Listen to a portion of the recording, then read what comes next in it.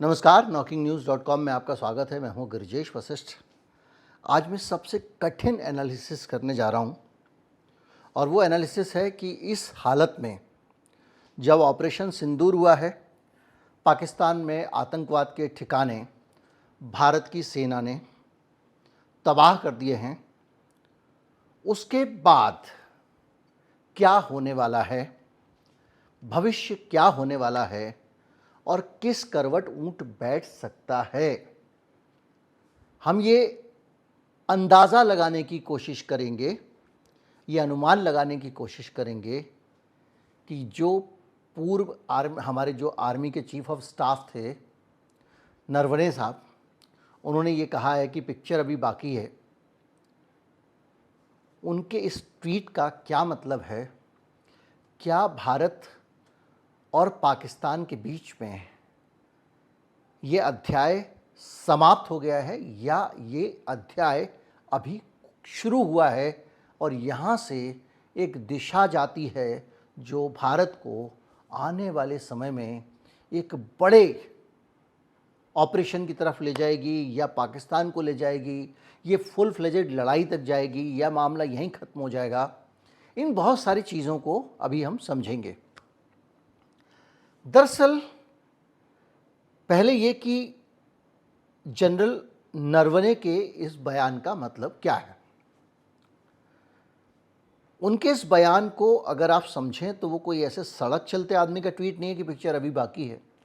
ये उस आदमी का ट्वीट है जो बहुत इनसाइड इंफॉर्मेशन पूरे सिस्टम की रखता है और ख़ास तौर पे रिटायर होने के बाद भी बहुत सारे रॉ के पुराने अधिकारी, फौज के पुराने अधिकारी लगातार सरकार के नीति बनाने और दूसरी चीज़ों में हस्तक्षेप करते रहे या कहें कि सलाह वगैरह देते रहे हैं। उनको बहुत सारी अंदर की बातें पता हैं, तो इस सिचुएशन में उनको हल्के में नहीं लिया जा सकता। पर मसला कुछ और है।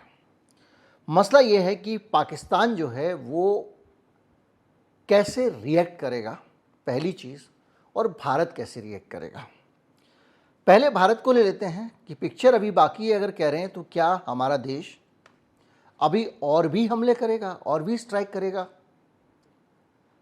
और ये जब करने आप चलते हैं तो आपके दिमाग में एक चीज़ आती है कि भाई आपने 9 जगह पे रेड डाली है, बहुत सारे लोग मारे गए हैं, आतंक के ठिकाने आपने तबाह कर दिए हैं, उसके बाद आप क्यों करेंगे? लेकिन एक बड़ा सवाल है कि आपने आतंक के ठिकाने तबाह कर दिए, एक बड़ी कार्रवाई कर दी, लेकिन जिन लोगों ने हमला किया था, जिन लोगों ने 26 लोगों की जान ली पहलगाम में और जो उनके हैंडलर थे, क्या इस स्ट्राइक में भारत उनको नष्ट करने में कामयाब रहा? क्या भारत की वो तलाश पूरी हो गई है उन आतंकवादियों की जिन्होंने बेकसूर लोगों को मारा?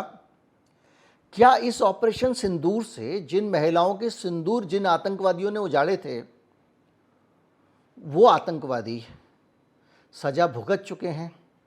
क्या उनके मामले में न्याय हो चुका है, उनको सज़ा मिल चुकी है?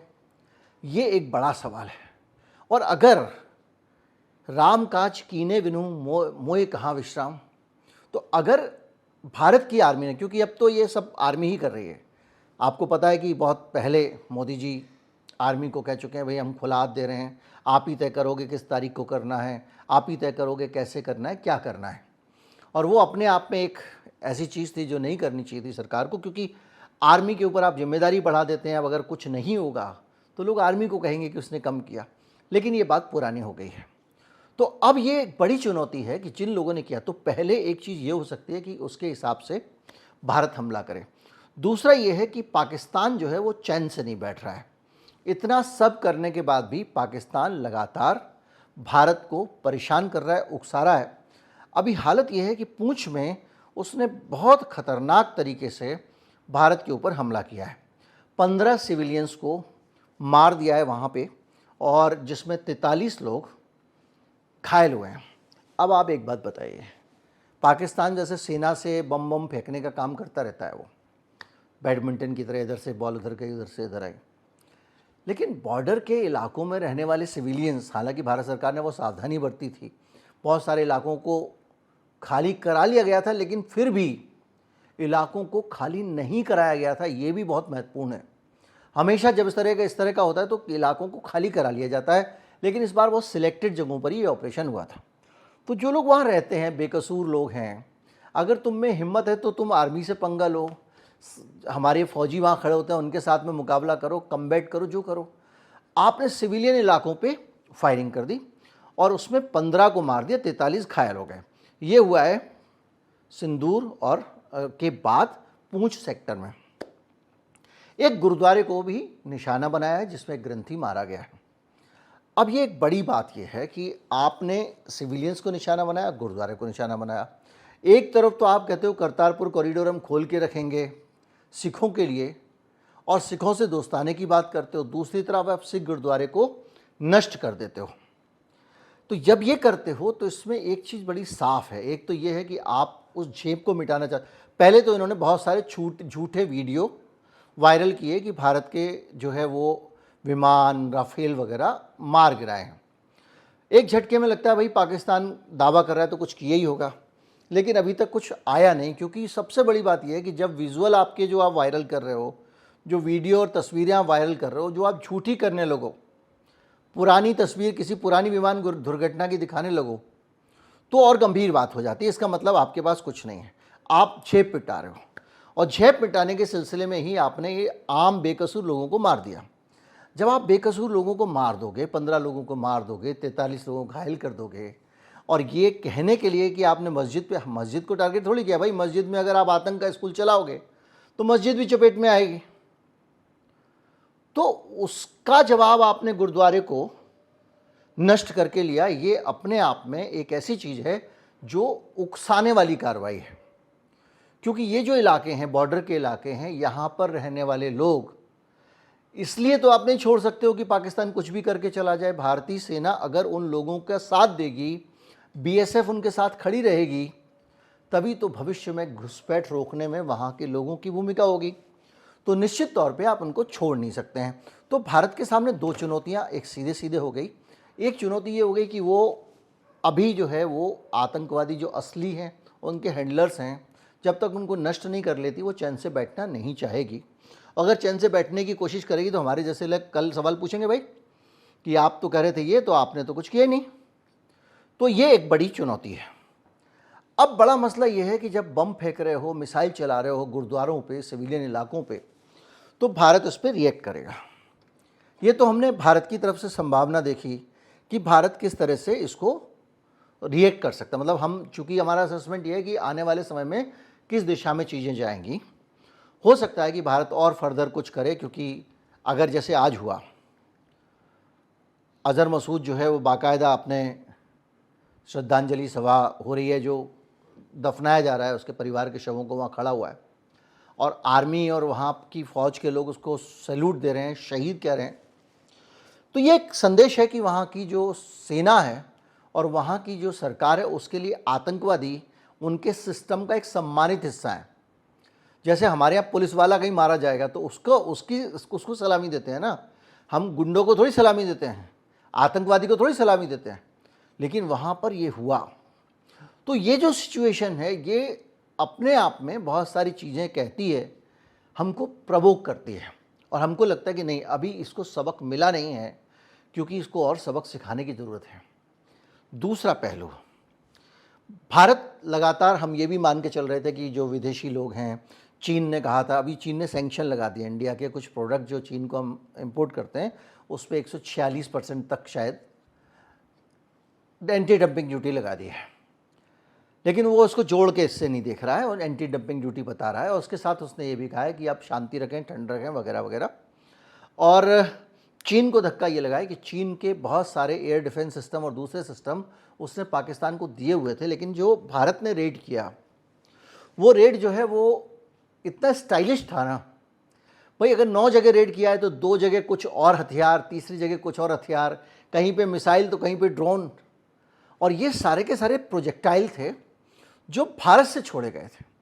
यानी आप यहीं से बैठ के आपने कमांड दे दिया और वहाँ जाके वो गिर गया। और हमारे पास इनपुट्स थे, जानकारी थी सारी की सारी, जिससे पता था कि कहाँ क्या हो रहा है। और ये जानकारी भारत के लिए अनोखी नहीं है। जिस आदमी के यहाँ पे गिराया गया है बम, वो तो संयुक्त राष्ट्र से घोषित आतंकवादी है, जिसके परिवार के अंतिम संस्कार में पाकिस्तान सलाम ठोक रहा है।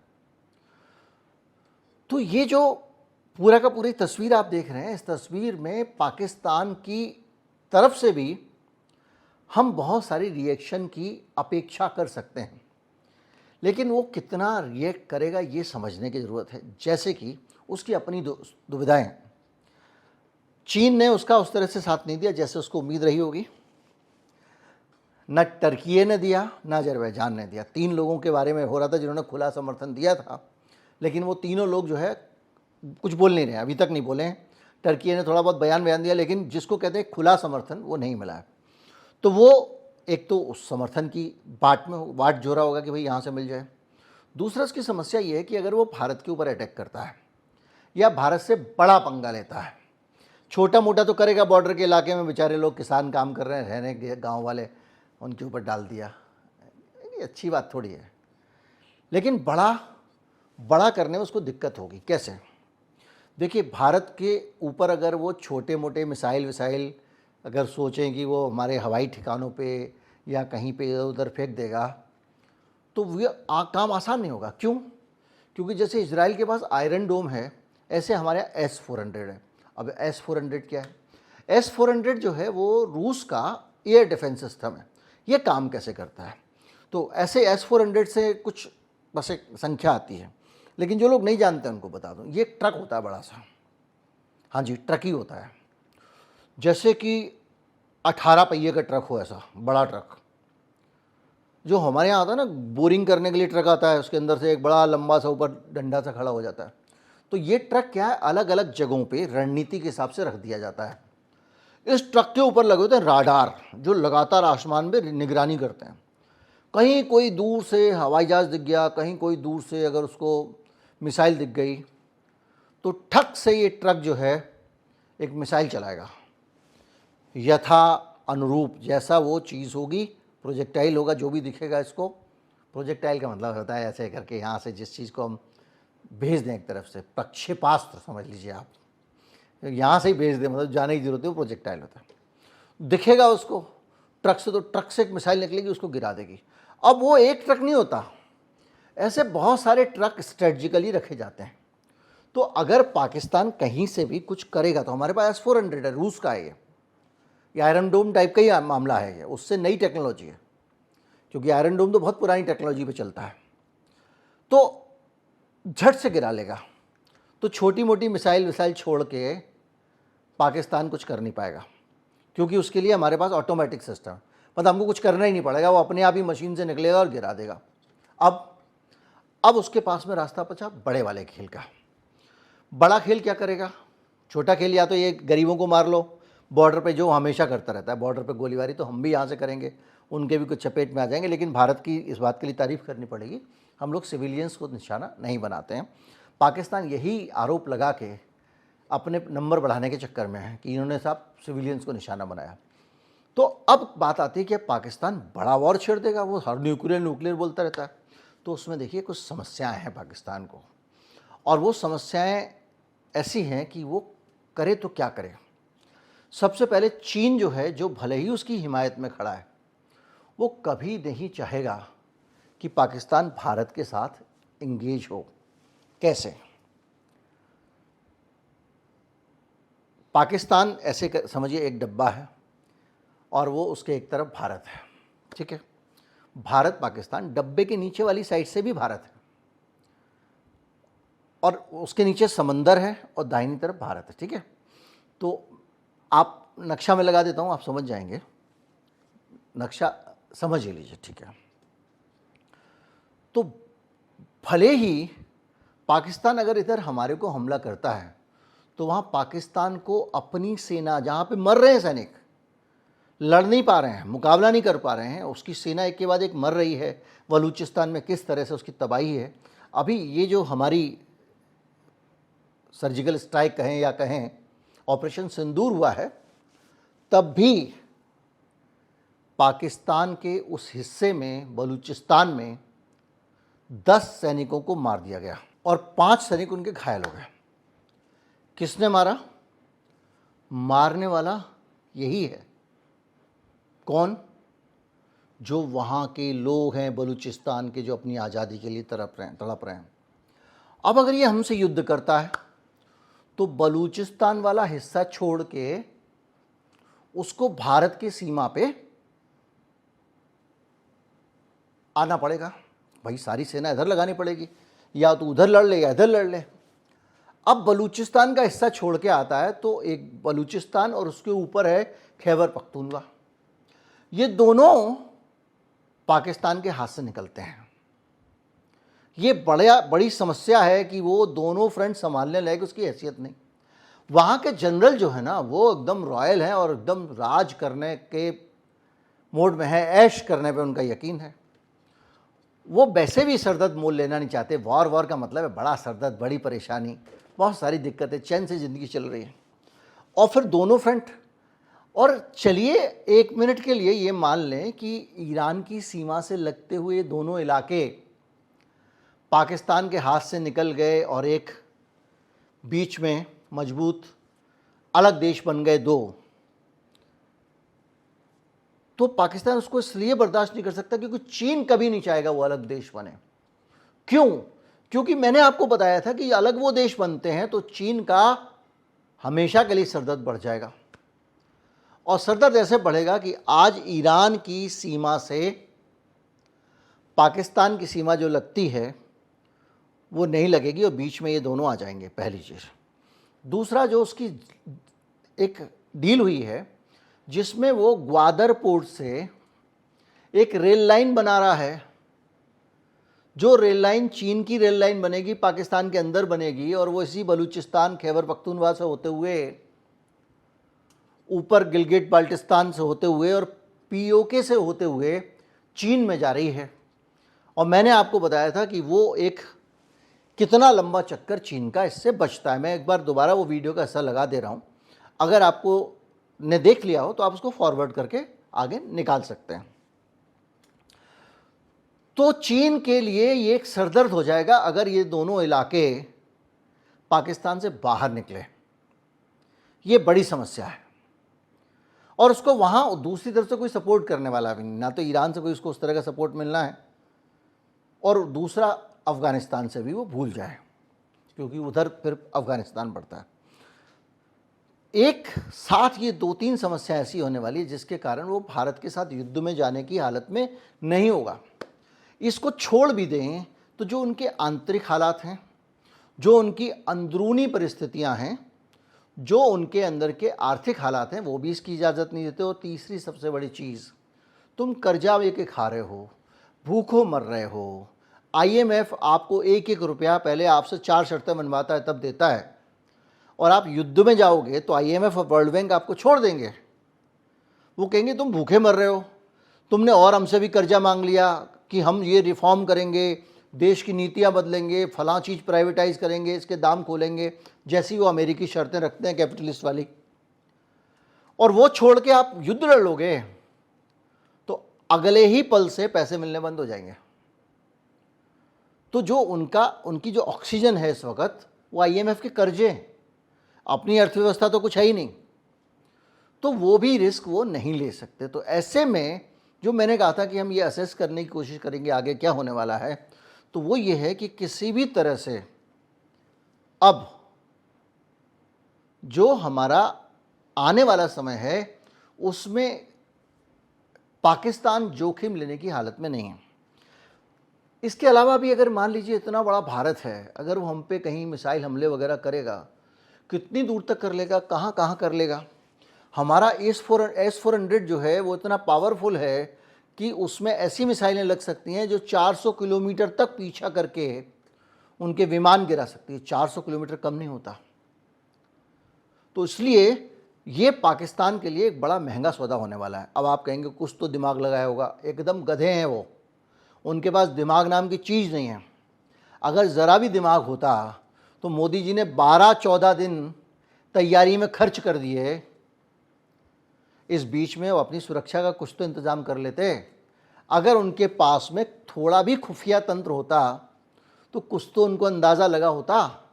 वहाँ आर्मी ऐश करने में लगी है, उनको कोई अंदाज़ा नहीं लगा और ऑपरेशन सिंदूर हो गया। हमको भी लग रहा था कि इतना आसान नहीं है भैया कि ऐसा हो जाए, इतने दिन हो गए, उसने फील्डिंग कर ली होगी, ये कर लिया होगा, वो कर लिया होगा, कुछ नहीं किया था।